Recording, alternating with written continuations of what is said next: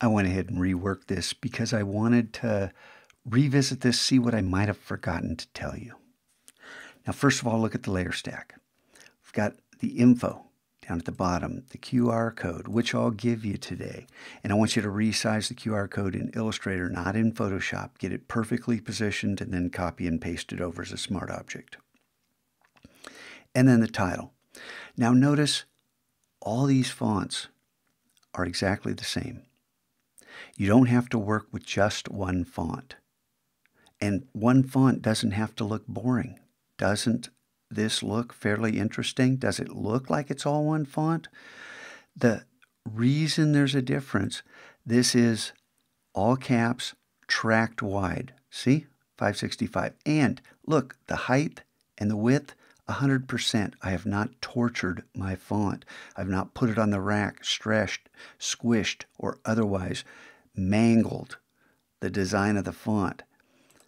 This I actually have negative tracking on. And then down here, regular tracking. So because all three of these fonts are exactly the same, but they have different tracking assigned to them, plus this is upper and lower case. And look, you want to know how easy it is to change the case? Type, change case, uppercase. I'm going to undo that because I don't particularly like it. But it's an easy way for you to find out, hey, does this work? Type. What if it's title case? This Valhalla Vocal Music Presents doesn't work as well, does it? Yeah, I could shorten it up, but would it work as well? The Command Z, undo that. So you see that the organization, the visual elements on the page have boundaries that I've established with these guides. And if I select one guide, notice, oh yeah, if I click on the Artboard tool right here, see it? I get 13 by 19 inches, which is great. But more importantly, look at my X and Y. It's at 0, 0. I'm not measuring from the center out. I'm measuring from the reference point here at the upper left-hand corner. Now, why is that important? Because now I can click on my guide, and you have this information in your bar, my screen smaller. I click on Transform, and notice the Y is 0.5. Now, each of these are a half an inch off the border, 18.5. So why is that important? I have guides, my area, if it's a half an inch all the way around, and this is a 13 by 19 inch poster, well, 1/2 and 1/2 is 1. So instead of 13 inches for my text to fall into, it's 12. Instead of 19, it's 18. So I have 12 by 18 for my available space. Back over in Photoshop, Photoshop doesn't have the same control over guides as Illustrator does. However, I can make what I call a boundaries layer, which allows me to define where my information will fall. Now, how do I make this? Look, I'll just add a new layer. So you can see I grabbed the rectangular marquee and changed the style from normal to fixed size. And then I set it to 12 inches by 18 inches. If I hide this boundary and click anywhere, it doesn't matter where, it'll drop in a 12 by 18 inch selection, which then I can fill with black. Remember, Option Delete, Command Delete. Option Delete fills with my foreground color. Lower the opacity down.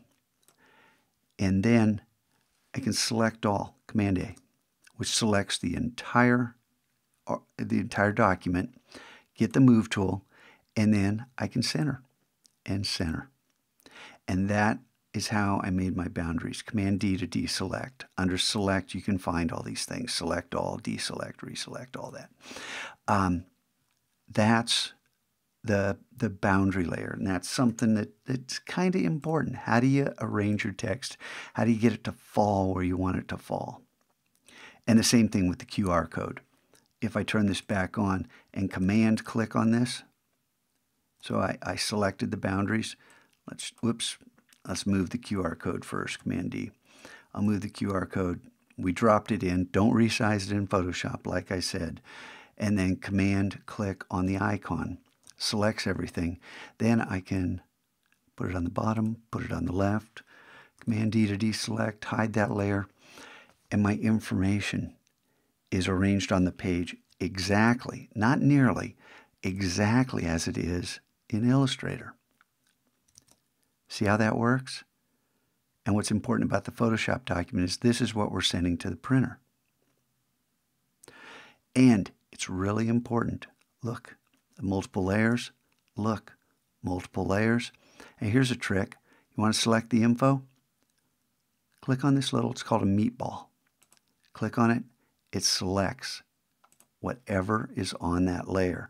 And that's why working on independent layers for different elements is really beneficial, because then you can select very simply by clicking on the meatball, and you're not coming out here trying to draw rectangles and possibly, selecting things you didn't want to. I just got this guide here. So, a little food for thought. Keep your text simple and clean. Make your elements work with one another. And work smart on layers so you'll be able to see the results of your work and develop a professionally designed poster.